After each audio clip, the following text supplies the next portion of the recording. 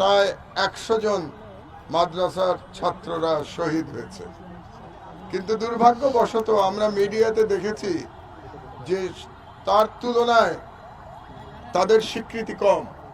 মাদ্রাসার যে এত ছেলেরা শহীদ হয়েছে, এমন বিরচিত লড়াই করেছে ফ্যাসিস্ট হাসিনার বিরুদ্ধে, তার স্বীকৃতি আমরা খুব একটা এখন পর্যন্ত দেখতে পাই না। আজকে হয়তো আমাদের চোখ খুলবে আরাফাত শহীদ হওয়ার পরে। আরাফাতের শোক সন্তপ্ত পিতা এখানে উপস্থিত আছেন, তার বড় ভাই এখানে উপস্থিত আছে, তার একমাত্র বোন শিশু এখানে উপস্থিত আছে।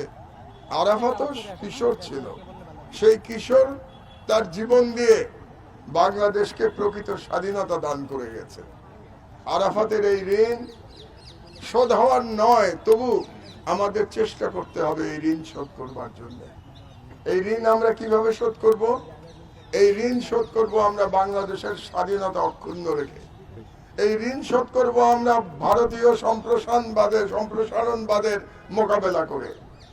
এখনো দিল্লি থেকে ষড়যন্ত্র চলছে, আপনারা জানেন। এই ষড়যন্ত্র আমাদের ঐক্যবদ্ধভাবে মোকাবেলা করতে হবে। এই ঋণ আমরা শোধ করব আমরা প্রত্যেকে আরাফাতের পরিবারের পাশে থেকে যার যতটুকু ক্ষমতা, সেই ক্ষমতা নিয়ে এই শহীদ পরিবারের পাশে আমাদেরকে থাকতে হবে। তাদেরকে যেন আমরা কখনো ভুলে না যাই।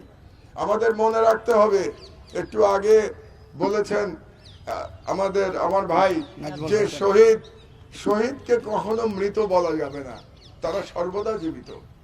সুতরাং আমাদের মনে রাখতে হবে আরাফাত আমাদের সঙ্গেই থাকবে, কিন্তু তারপরেও আমরা তাদের স্মৃতিকে কোনোদিন অমলিন হতে দেব না, ইনশাআল্লাহ।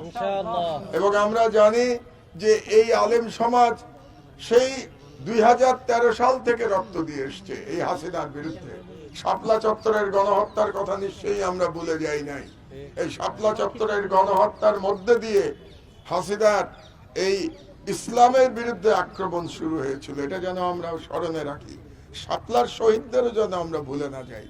আমি সরকারের অনেক প্রভাবশালী ব্যক্তি এখানে উপস্থিত আছেন, তাদের কাছে আমি আহ্বান জানাবো, দাবি জানাবো যে এই সবগুলো হত্যাকাণ্ডের বিচার হতে হবে, এই সবগুলো গণহত্যার বিচার হতে হবে। 1 নম্বর দাবি। 2 নম্বর, যারা শহীদ হয়েছে সেই সমস্ত পরিবারের পুনর্বাসনের ব্যবস্থা করতে হবে। সরকারকে অবশ্যই পুনর্বাসনের ব্যবস্থা করতে হবে। আর সবচেয়ে বড় কথা যেটা, এই সরকার যেন বাংলাদেশকে এমন ভাবে পরিচালনা করে যাতে করে আর কোন ফ্যাসিবাদী ব্যবস্থা এই দেশে আর উত্থান লাভ না করে। কাজে এটাও এই সরকারের দায়িত্ব। এই সরকার অনেকগুলো সংস্কার হাতে নিয়েছে, এই সংস্কারগুলো যুক্তিসঙ্গত সময়ের মধ্যে সমাপ্ত করে তাদেরকে যেতে হবে। এই সংস্কারগুলো যদি তারা সমাপ্ত করতে না পারে, তাহলে এটা শহীদের রক্তের প্রতি তাদের ঋণ শোধ করা হলো না।